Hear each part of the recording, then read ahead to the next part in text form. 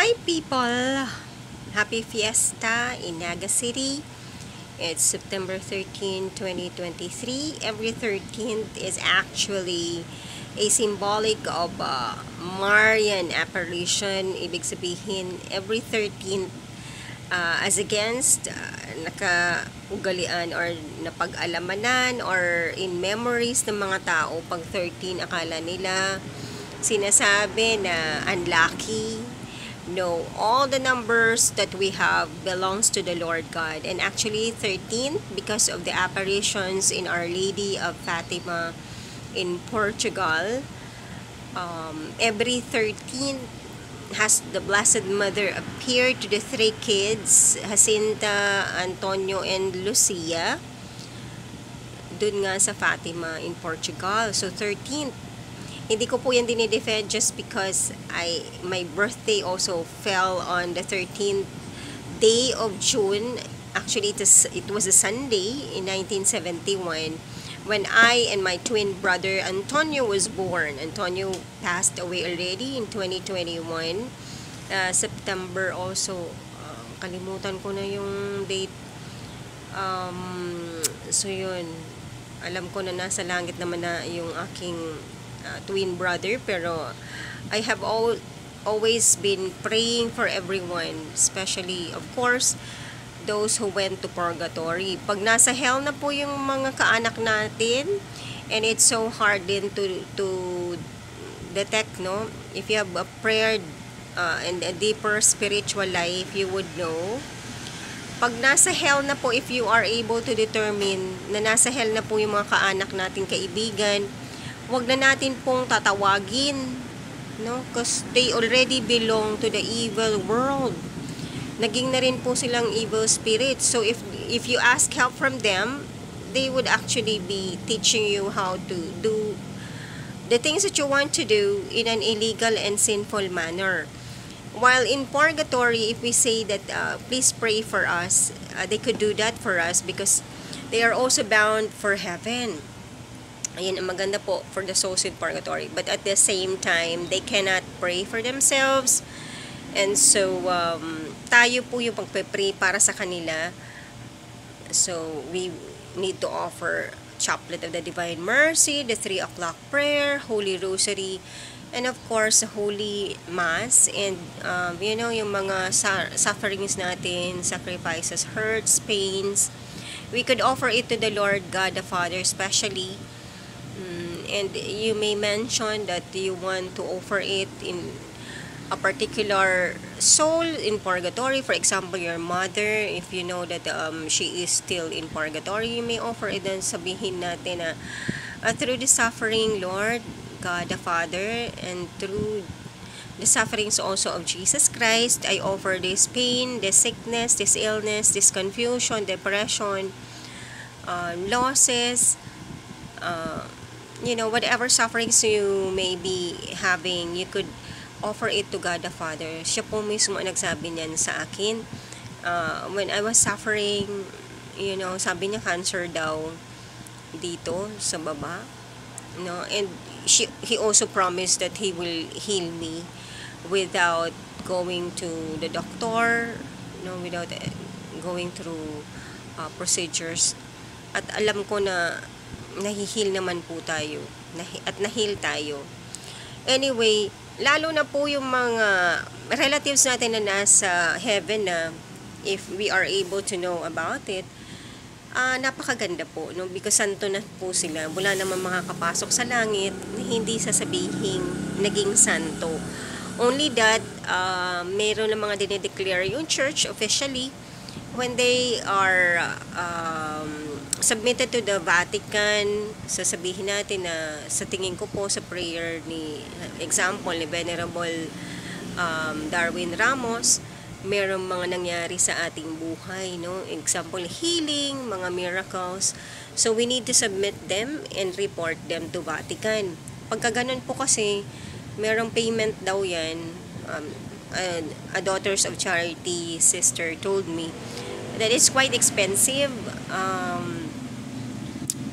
na susumiti ka na, for example, ng isang tao nga, sasabihin mo na they think that he is a saint, he or she is a saint, and it would have to go through discerning of, canonist, whatever authorities there are in the church, na sila yung mag-investigate until proven, no, na pwedeng makanonize ang isang kaluluwa.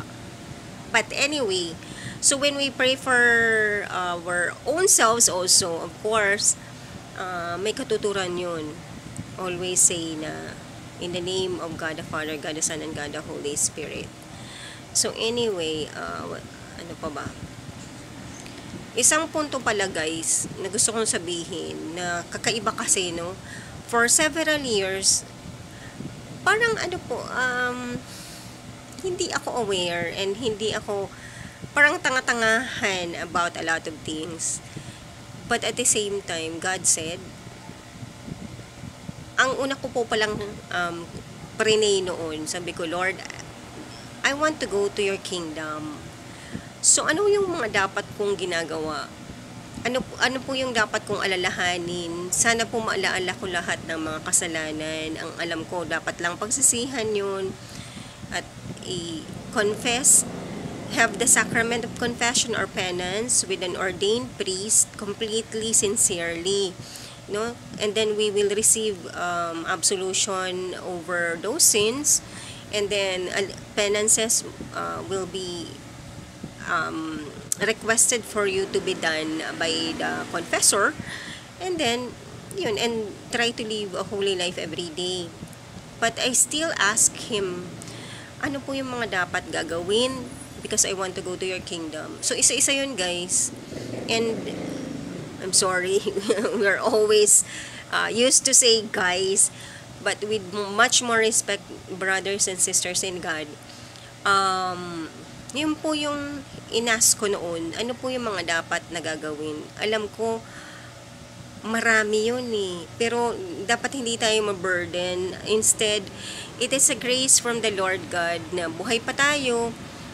Ano ba namang isa-isahin natin yun? Each one must seek that one. No? Kasi wala pong ibang gagawa niyan sa atin eh, tayo.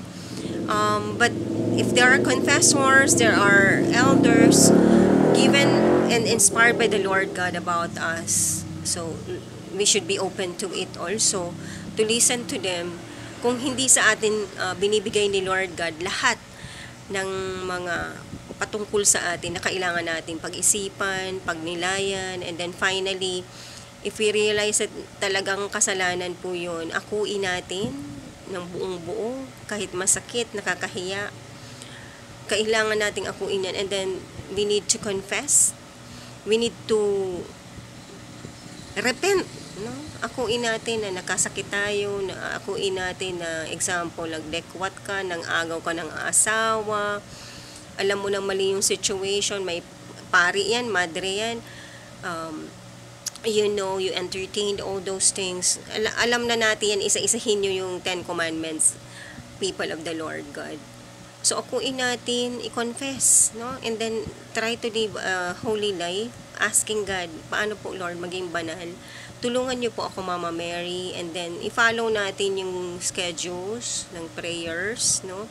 Magkaroon ka ng schedule sa buhay mo, na whether you're working, you are a student, or a businessman, or kahit may sakit ka, habang kaya mo, have a prayer life, and also yung mga may sakit nga po, yun nga yung tinatawag noon nila sa Franciscan, teachings, for example, kay Saint Maximilian Maria Kolbe, it is really called actually a powerhouse where they are suffering, no? Kung may sakit, actually clearly, Jesus told me, offer my holy wounds. Yung pala yung sinasabi niya sa akin, offer my holy wounds to God the Father, especially with regards to me being the founder and the chief executive officer of the Association of Landed Families and Entities of the Philippines, or the ALFEP, na masyado pong masalimuot, napaka-broad, malaki yung sakop niyan, mga patungkol ng usapin sa lupa. Pero it's worth talking about it, and it's worth na isa-isahin na po yan kasi we soon found out, no, with my questing and researching on it, na sanga-sanga po ng mga illegalities ang involved patungkol po sa usapin sa lupa, no?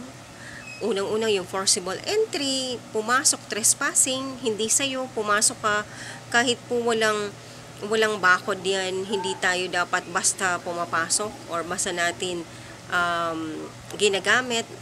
Even siguro yung intersection na dadaanan natin, parang, pati nga ako, pag may dinadaanan pala ako na, minsan, di ba, we want to do a shortcut, pribadong lupa pala yan. Hindi ko alam kung trespassing agad yan na dumaan ka lang, no? Pero antimano, alam natin na meron namang daanan, no? May road, yun yung para sa lahat, except for if it is in a subdivision or village na exclusive lang yan. So may sticker ka dapat dyan and everything, or you need to mag-iwan ng identification in order for you to pass through a road, no, that is legit. Pero pag sinabi mo kasi pong lupa, kahit po wala yan nakalagay dyan na barricade or perimeter fence or property fence or gate, mag-isip-isip ka po. And siguro except for emergency, saka natin yan pwedeng gagawin, or kaya naman magpaalam ka. Pero kung wala naman po kasing tao, diba, it is still trespassing and forcible entry. And then maglagay ka na ng structure since it's not yours, most likely wala kang permit niyan, so illegal building and structure, no? So land grabbing na po yan ang matatawag. Ang dami pong involved na kaso ang alam ko pagpatungkol sa movement kong ito, na nakocommit kasi ng tao and they happen to be mortal sin. That's why I was asking, example, in our hacienda, there is a chapel called the St. Pio Chapel or Church. Actually, yung daddy ko noon, na-inspire din yun na pinapatayo talaga ng chapel and church doon. Pero hindi rin po siya yung, ang alam ko, walang building permit, pati yung convent, hindi man lang po nagpaalam sa totoong may-ari. Ang alam ko, lagi na lang sasabihin, meron kaming kausap, ganito, ganyan. The more po kasi nakakahiya, no, na if we are in the church, if it is gonna be a worship place, huwag nating gawing excuse yun na, naku, ano ba yan? Simbahan naman yung ilalagay. Kaya nga, meron tayong mga protocols kasi, just like how the Ten Commandments was given by God, is that He loves us so much. He wants us to have measurements. He wants us to have guidances kung ano yung mga dapat gagawin para hindi tayo nahuhulog, para hindi tayo nakaka-offend kay God na later on pagbabayaran natin sa impyerno kung hindi natin napagsisihan, kung hindi natin na-repair, kung hindi natin napagkumpisalan yung mga kasalanan na yon. So, kaya tingnan nyo guys, nung umpisa pa lang na dinediscern ko nga ano pa Lord yung kailangan kong gawin baga, to prepare, ayun ko pumunta sa impyerno. Pero ayun po, isa-isa para in-inspire sa akin ni Lord na yun nga patungkol sa lupa, and it happens to be na mga heredera kami, just like the Aquinos, Cojuangcos. Mas maliliit lang naman yung lupa namin, mas malaki pa yun sa kanila, sa mga Ayala Zobel, at kung sino-sino pa na mga pamilya sa Pilipinas. But at the same time, pare-pareho po yung rights and privileges and obligations. At the same time, kung may problema po sa lupa, ay pare-pareho po, syempre of course kami. So yun po, ulit-ulitin ko po,